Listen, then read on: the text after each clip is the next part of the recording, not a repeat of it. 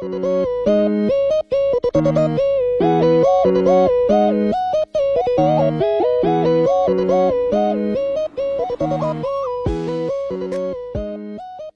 teacher and my beloved friends, yang kami hormati dan teman-teman yang kami sayangi, di sini kami berdiri hendak untuk mempresentasikan apa yang kami bawakan.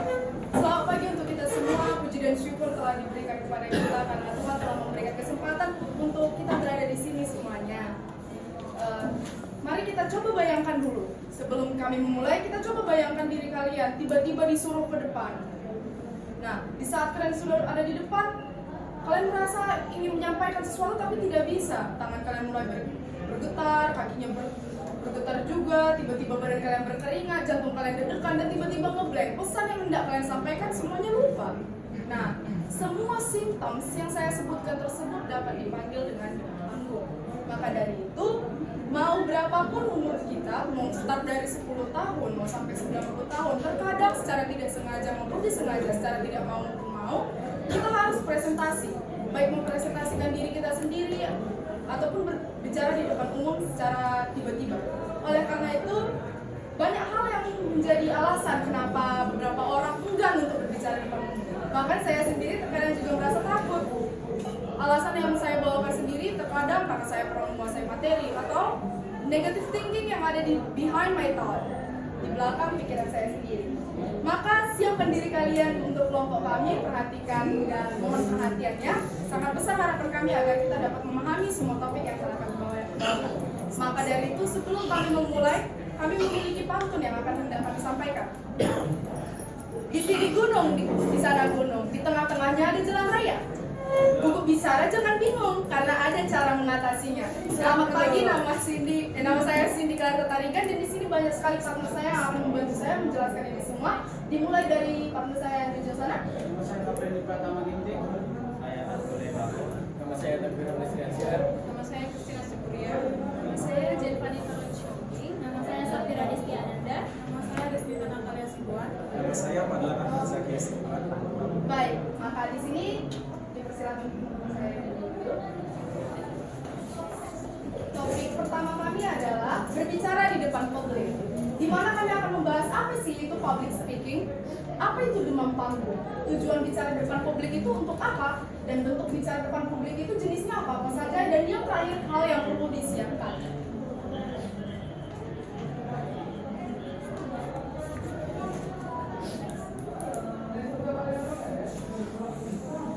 Nah, di sini saya telah memberikan penjelasan mengenai public speaking. Public speaking sendiri adalah berbicara di depan khalayak umum maupun di depan audiens yang tidak terhingga umurnya berapa. Baik, mana tujuan dari public speaking sendiri itu adalah untuk menyampaikan pesan secara langsung kepada para pendengar. Di sini ada beberapa elemen yang wajib untuk diketahui ya teman-teman. Elemen pertama itu adalah message. Message adalah what we gonna say, what we gonna bring to the table. Message sendiri adalah pesan apa yang ingin kita sampaikan, apa yang ingin kita naungi, apa yang hendak kita biarkan orang untuk mengetahui topik tersebut. Di sini ada audience. Audience adalah semua orang yang hendak mendengar, seperti kalian teman-teman saya yang mendengarkan saya sekarang di sini berbicara. Selanjutnya ada speaker. Speaker adalah orang yang menjadi narasumber. Seperti saya di sini dan teman-teman saya yang membantu saya di depan sini adalah disebut sebagai speaker atau pembicara. Selanjutnya adalah medium. Medium atau channel adalah hal-hal yang menjadi perantara pembawaan kami. Seperti kami membawa perantaranya adalah ini, PowerPoint yang telah kami sediakan, dan juga beberapa kertas mini yang akan membantu kami untuk menjawab pertanyaan-pertanyaan dari teman-teman sekalian. Dan yang terakhir ada purpose. Purpose adalah tujuan akhir. Kami ingin kalian sebagai teman-teman kami yang telah mendengar kami untuk mengerti tentang topik yang kami bawakan. Mohon dilanjut.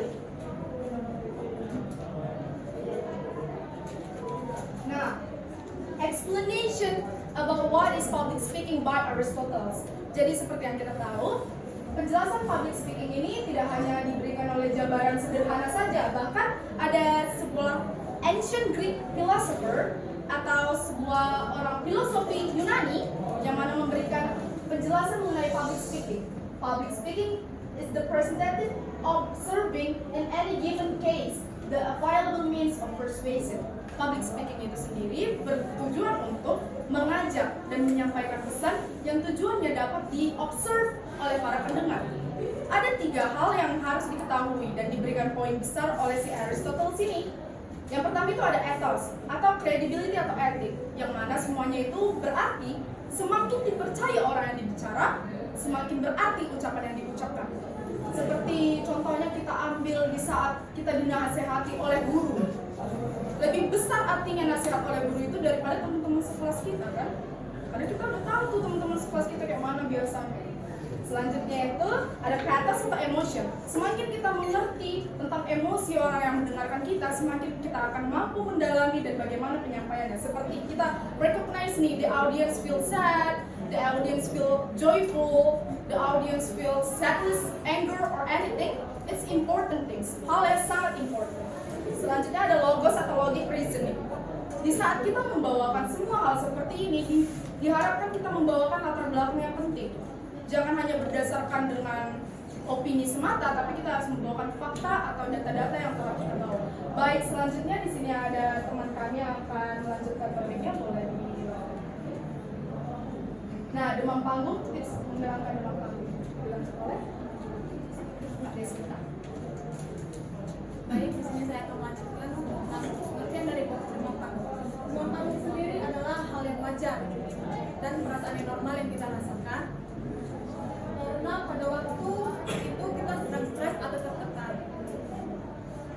Terus waktu tubuh kita ini merespon dengan memproduksi hormon adrenalin yang berlebihan. Sebelum melakukan hal yang penting, termasuk saat kita melakukan public speaking. Ada hal yang paling umum yang kita rasakan pada saat demam panggung. Yang pertama itu rasa khawatir. Rasa khawatir ini sendiri, rasa khawatir yang berlebihan ini sendiri seperti rasa khawatir, takut salah, takut dihakimi, dan takut mengecewakan orang lain.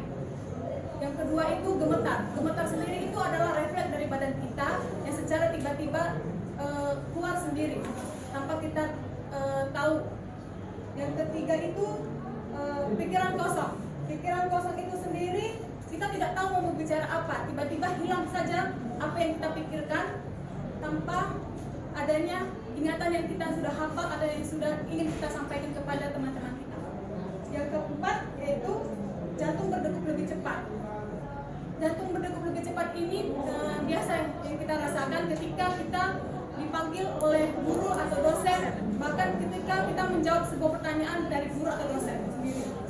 Yang kelima itu adalah berkeringat berlebihan. Berkeringat berlebihan itu terjadi karena suasana hati kita yang sedang refleks atau sedang takutan. Yang keenam, yang terakhir adalah tenggorokan terasa kering. Tenggorokan terasa kering ini seperti kita tenggorokan ini tidak tahu mengeluarkan kata-kata apa lagi atau terasa seperti haus. Selanjutnya, alasan yang paling umum kenapa demam panggung sering terjadi. Yang pertama itu khawatir tentang pendapat atau kritikan orang lain, di mana bahwasannya takut dihakimi orang lain karena penampilan kita yang kurang menarik. Yang kedua itu kurangnya kepercayaan diri. Kurangnya kepercayaan diri membuat kita kurang mampu terhadap kemampuan yang ada pada diri kita sendiri. Yang ketiga yaitu kurangnya pengalaman. Orang yang cenderung tidak pernah berbicara di depan publik akan semakin merasakan demam panggung itu sendiri. Yang keempat yaitu pengalaman buruk di masa lalu. Pengalaman buruk di masa lalu dijadikan pemicu utama terhadap demam panggung karena otak mengasosiasikan kejadian tersebut dengan rasa takut dan kesalahpahaman di masa lalu atau kejadian yang terjadi di masa lalu. Selanjutnya ada tips menghilangkan demam panggung. Yang pertama itu kuasai materi. Sebelum kita melakukan presentasi, kita harus mengerti, harus kita pahami terlebih dahulu materi yang kita ingin sampaikan kepada audiens. Yang kedua itu teknik pernapasan dan relaksasi, di mana kita bisa menggunakan teknik 4-7-8, di mana 4 detik tarik nafas, 7 detik ditahan, dan 8 detik itu dikeluarkan agar terasa lebih rileks. Yang ketiga yaitu kasih positif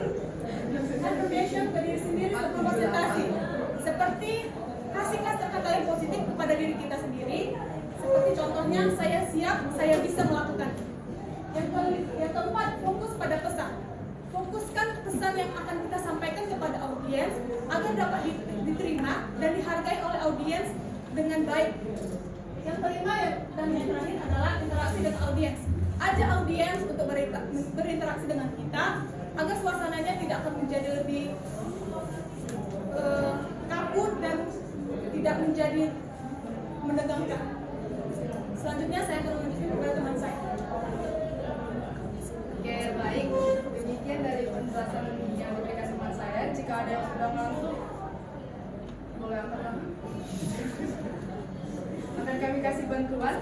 Tidak ada? Terima kasih ya, udah fokus teman-teman. Di sini akan ada tujuan berbicara di depan publik, yang mana akan disampaikan oleh teman saya, Christina. Tujuan berbicara di depan publik. Ada beberapa tujuan berbicara di depan publik. Yang paling utama itu, yang pertama itu menyampaikan informasi. Berbicara di depan publik bertujuan untuk menyampaikan informasi dan pengetahuan kepada audiens. Hal ini bisa berupa tentang fakta, data, atau pemahaman yang perlu dipahami oleh audiens. Seperti kayak kita presentasi nih, saya sendiri menyampaikan informasi kepada teman-teman. Yang kedua, mempengaruhi audiens. Berbicara di depan publik bisa dapat mempengaruhi audiens, di mana pembicara berusaha untuk mempengaruhi audiens dan menerima suatu pandangan ide atau solusi tertentu. Tujuan ini sering ditemukan dalam pidato politik, pemasaran, atau diskusi yang bertujuan untuk mempengaruhi opini dan keputusan audiens. Yang ketiga, memberikan motivasi. Selain itu, berbicara di depan publik juga bertujuan memberikan semangat atau inspirasi kepada audiens, di mana pembicara berusaha untuk menginspirasi dan memberikan semangat kepada audiens agar mereka merasa lebih termotivasi dan bersemangat untuk mencapai tujuan dan menghadapi tantangan hidup mereka. Pidato motivasi sering digunakan untuk menginspirasi orang agar lebih bersemangat dalam menghadapi tantangan mereka. Sekian dari saya sampaikan kepada teman saya. Baik, luar biasa ya penjelasannya. Di sini kita akan lanjut lagi dengan bentuk berbicara di depan publik yang akan dijelaskan oleh J. Oke, di sini saya akan melanjutkan materi dari kelompok kami, yaitu bentuk berbicara di depan publik. Seperti yang kita tahu, sebenarnya ada banyak banget bentuk berbicara di depan publik. Tapi kelompok kami mengambil 5 yang umum terjadi di depan publik. Yang pertama adalah pidato. Pidato itu sebenarnya pengungkapan pikiran dalam bentuk kata-kata yang ditunjukkan oleh banyak orang. Nah, contoh kecilnya pas kita upacara SMA. Itu kan pasti ada pemimpin upacara yang memberikan pidato. Wisuda. Pada wisuda biasanya itu bertingkat tinggi atau rektor itu pasti ada memberikan pidato untuk mahasiswanya. Dan terakhir adalah kampanye. Sebenarnya apa sih yang harus kita perhatikan dalam berbicara di depan publik seperti pidato? Yang pertama adalah struktur pidato yang kita buat. Struktur pidato yang kita buat itu harus terstruktur yang dimana dia ada salam pendahuluan, isi, dan penutup. Dan selanjutnya adalah penggunaan bahasa. Nah, pidato ini kan bersifat formal ya teman-teman. Jadi kita menggunakan bahasa baku, formal, sopan, dan tidak ada bahasa gaul di dalamnya. Dan selanjutnya adalah bagaimana cara penyampaian kita dalam berpidato.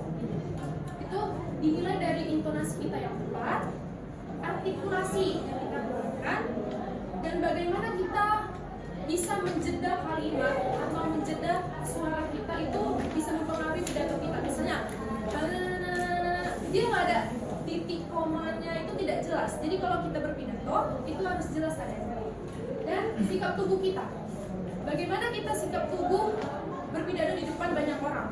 Nanti kayak gini. Kan nggak bisa pidato kayak gitu kan. Jadi kita harus tegak dan supaya audiens itu perhatiannya hanya ke kita. Karena kita kan lagi berpidato. Nah, yang selanjutnya yang perlu diperhatikan adalah etika dan tata krama. dalam pidato ini etika tersebut seperti di dalam isinya menyebutkan para hadirin kami hormati itu lebih formal jadinya pidato kita. Dan selanjutnya adalah isi atau topik. Jadi kita kalau berpidato itu kita itu harus tahu apa yang kita sampaikan, isi yang kita tulis itu kita harus tahu. Dan yang terakhir adalah persiapan berpidato. Ini sebenarnya yang paling penting dalam berpidato, dimana kita itu harus menyiapkan naskah, berlatih. Itu sebenarnya kita udah membuat naskah kan, tapi terkadang karena kita demam panggung dan kita ada gemetar atau tidak percaya diri, bahkan yang kita tulis di naskah kita itu tidak bisa kita baca. Jadi kita harus banyak berlatih agar isi atau naskah yang telah kita buat bisa kita ungkapkan kepada audiens. Dan selanjutnya adalah yang tak kalah penting adalah mengecek kesiapan teknis seperti mikrofon. Itu nanti kalau mikrofonnya tiba-tiba mati itu bisa mengganggu pidato dan mengganggu konsentrasi kita terhadap berpidato. Dan contoh selanjutnya bentuk berbicara di depan publik adalah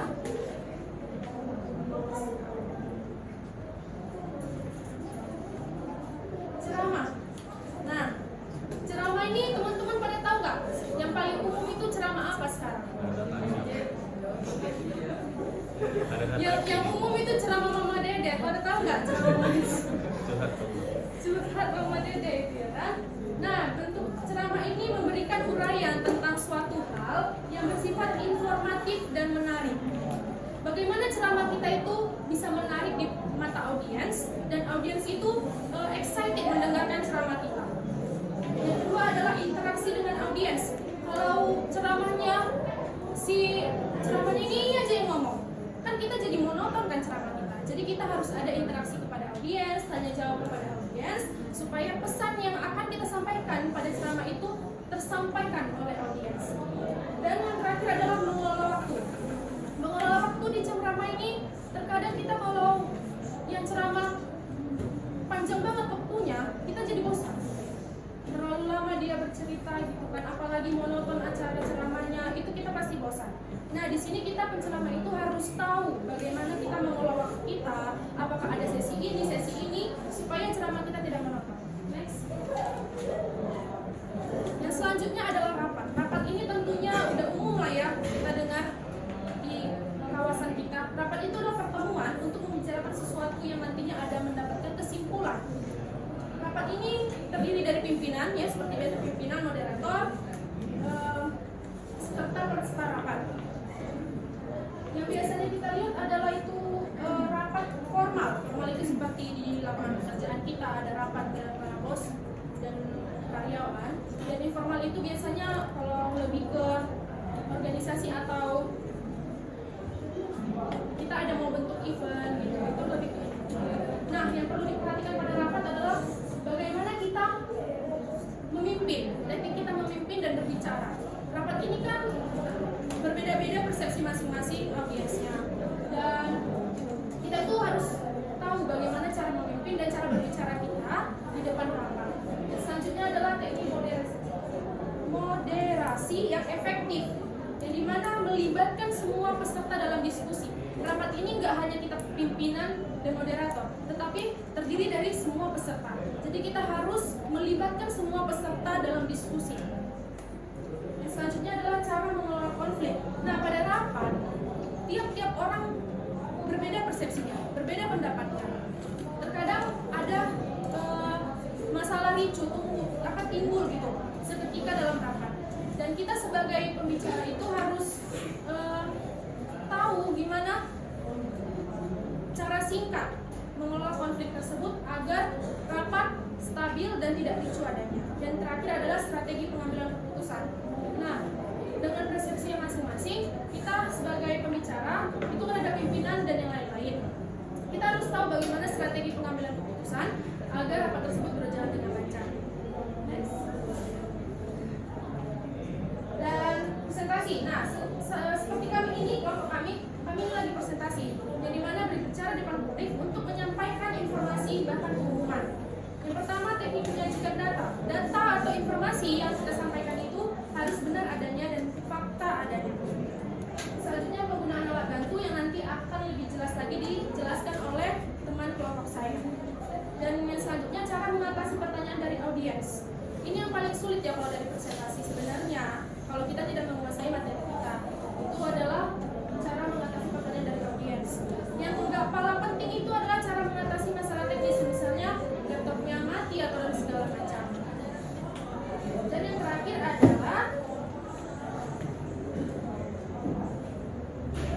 pembawa acara. Seperti kita ketahui, seperti MC, ya, dia berbicara di depan publik untuk menyampaikan bagaimana susunan acara nanti, apa yang harus dilakukan di acara tersebut, dan siapa yang harus melakukan apa di acara tersebut.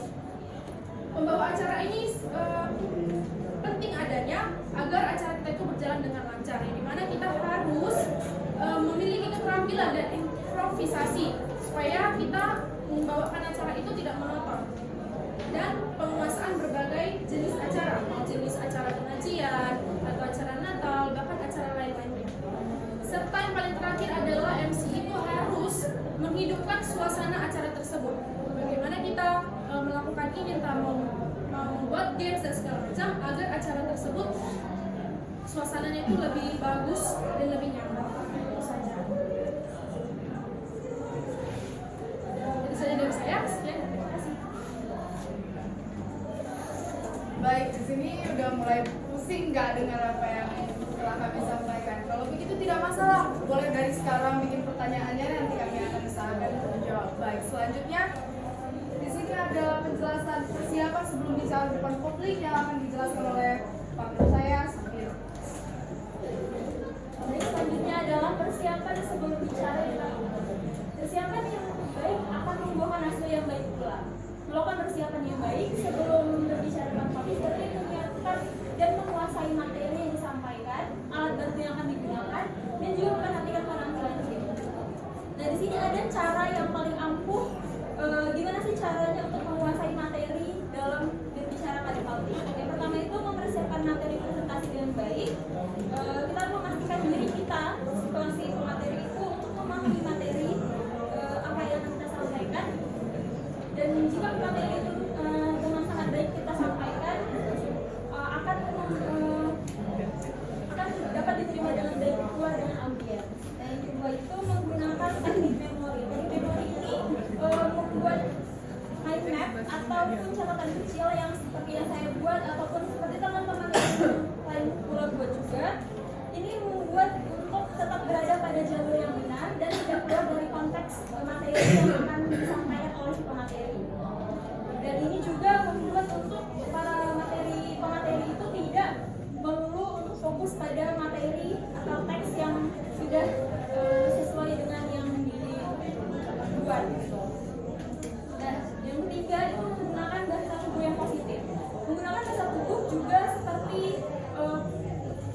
komunikasi non verbal, yaitu menggunakan dengan berdiri yang tegak, menggunakan bahasa tubuh seperti tangan, kontak mata pada audiens, dan sedikit berjalan juga menjadi salah satu bentuknya. Bila kontak mata dengan audiens juga membuat para pendengar, para audiens itu mengerti apa yang disampaikan oleh materi. Itu saja bisa saya jelaskan. Akan dilanjutkan dengan pengang saya. Baik, terima kasih atas Mas Safira. Di sini kami akan melanjutkan topik kami. Boleh dilanjutkan materi oleh Ria. Ya semuanya, hari ini kita mempersiapkan materi yang Safira tadi yang harus kita bawakan adalah kuasai materi yang disampaikan, pelajari dan pahami isi materi tersebut. Bila perlu membaca buku atau data terkait untuk informasi materi tidak dihafal, melainkan dipahami dan juga dikuasai. Materi yang ingin disampaikan untuk dapat memahami dan menguasai materi yang akan disampaikan, berbanyak pengetahuan dan informasi terkait materi-materi tersebut yang berhubungan dan detail dengan materi yang akan disampaikan. Dan yang tidak kalah penting, ketahui sumber yang ada di materi, bagaimana keakuratan data tersebut. Oke, terima kasih Ria. Di sini kami akan menjelaskan apa sih alat bantu yang bisa kita gunakan untuk mensupport presentasi kita. Di sini kami persilakan oleh Alan. Baik, terima kasih kepada moderator. Selanjutnya saya akan menjelaskan mengenai alat bantu. Alat bantu merupakan alat atau perangkat yang digunakan pembicara untuk membantu menyampaikan materi. Alat bantu sendiri terdiri dari laptop, proyektor LCD, pointer dan clicker, alat bantu demo, serta mikrofon dan sistem pengeras suara. Alat bantu memiliki peran penting dalam menunjang efektivitas penyampaian materi, serta membantu menciptakan pengalaman presentasi yang lebih menarik. Yang perlu dipersiapkan oleh pembicara dalam alat bantu yaitu memastikan semua alat bantu berfungsi dengan baik sebelum pembicara memulai presentasi, serta menguasai cara mengoperasikan alat bantu agar penyampaian tidak terkendala. Untuk laptop sendiri seperti yang untuk dipersiapkan oleh pembicara yaitu untuk memastikan baterainya dapat bertahan sampai presentasi selesai. Untuk proyektor yaitu dipastikan agar gambar yang ditampilkan jelas dan tidak kurang. Untuk pointer dan clicker itu merupakan alat bantu yang digunakan untuk menunjuk menggunakan laser yaitu pointer, dan juga clicker untuk memindahkan slide. Alat bantu demo merupakan contoh dari materi yang dipresentasikan oleh pembicara. Selanjutnya mikrofon dan sistem pengeras suara merupakan alat bantu yang digunakan pembicara untuk membantu agar seluruh pendengar dapat mendengar apa yang disampaikan dengan baik. Sekian mengenai alat bantu, saya kembalikan kepada moderator. Baik, selanjutnya di sini ada bantuan tambahan ya. Kami di sini menjabarkan beberapa slide presentasi, catatan kecil, materi cetak atau PDF. Seperti yang kita ketahui, slide presentasi adalah seperti yang kami sampaikan di sini. Tanpa slide ini kan para pendengar, para audiens akan sedikit kesulitan ya untuk memahami apa yang telah kami ucapkan. Selanjutnya ada catatan kecil, seperti kami dari tadi membawa catatan kecil di tangan kami, yang gunanya nanti untuk membantu para presenter di sini, para pembicara untuk lebih mudah nih, lebih lugas, lebih luas untuk menyampaikan apa yang hendak kami sampaikan. Di sini materi cetak atau PDF, itulah yang kami sampaikan juga tambahan kepada kalian agar dapat juga dibaca materi yang telah kami jabarkan. Selanjutnya boleh dilanjut. Di sini ada pengaturan ruangan yang akan dijelaskan oleh saudara kami Kak Randy, yang mana menjelaskan mengapa sih pengaturan ruangan itu begitu penting dan apa yang dapat mendukung.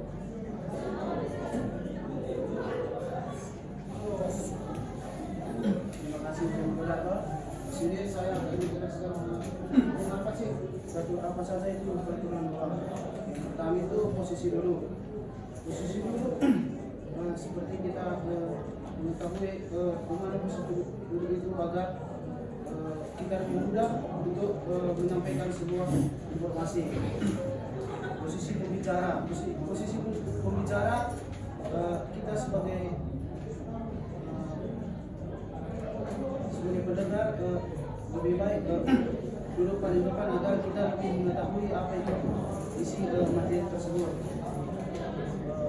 Posisi laptop itu harus sesuai dengan harus tempat agar kita lebih mudah untuk menyampaikan sebuah materi. Posisi meja demo itu sama seperti posisi laptop tadi, kita harus memposisikan posisi demo itu agar posisi laptop kita lebih baik. Sekian dari saya. Baik. Terima kasih ya. Topik selanjutnya dan sekaligus ini seperti yang terakhir ya akan kami jabarkan itu tampilan diri yang akan disampaikan oleh AA Ganteng ya, oleh AA Arko. AA Arko.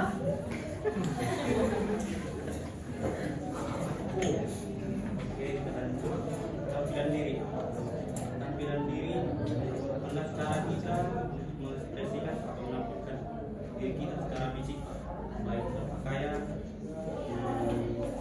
kesehatan kita waktu presentasi, dan kebersihan kita. Mengapa begitu penting tampilan diri pada saat kita berpresentasi? Ada dua poin penting yang saya ambil, yaitu pesan pertama orang atau audiens menilai kita dalam 7 detik pertama. Tampilan yang baik akan menciptakan dampak positif terhadap audiens atau pendengar.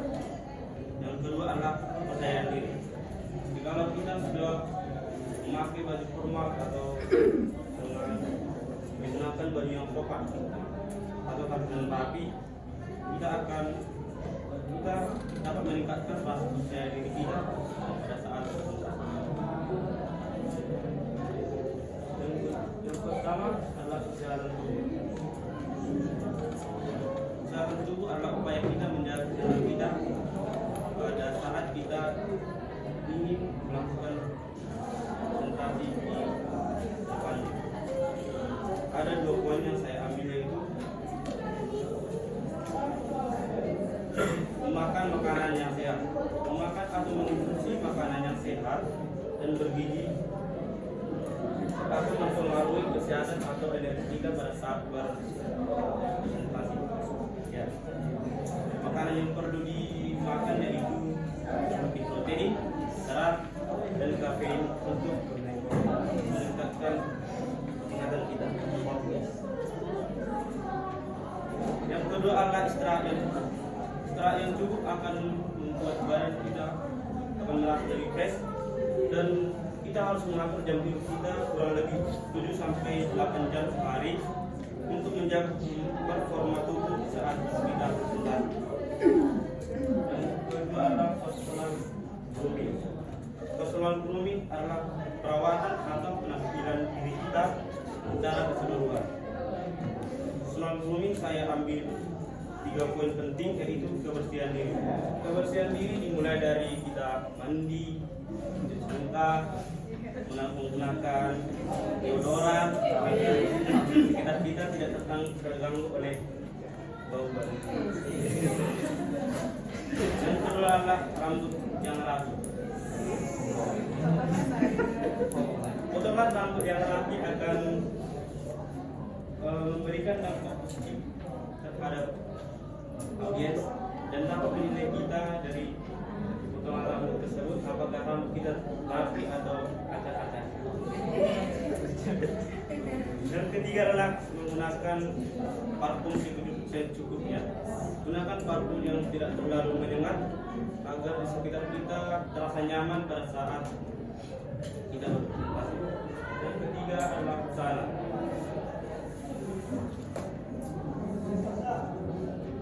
Cara berbusana yang tepat saya ambil 3 poin, yaitu yang pertama adalah sesuaikan dengan acara.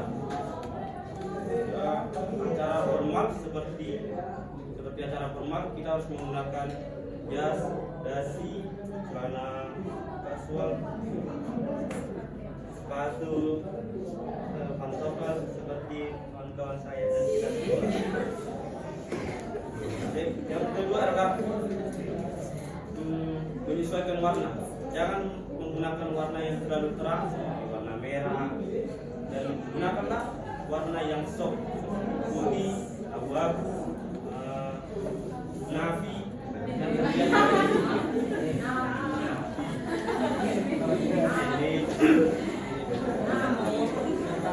dan ketiga adalah rapi dan bersih. Pastikan pakaian kita terlihat rapi dan tidak kusut atau kusut, sobek dan kotor, dan terlihat rapi seperti ini. Sekian dari saya, terima kasih.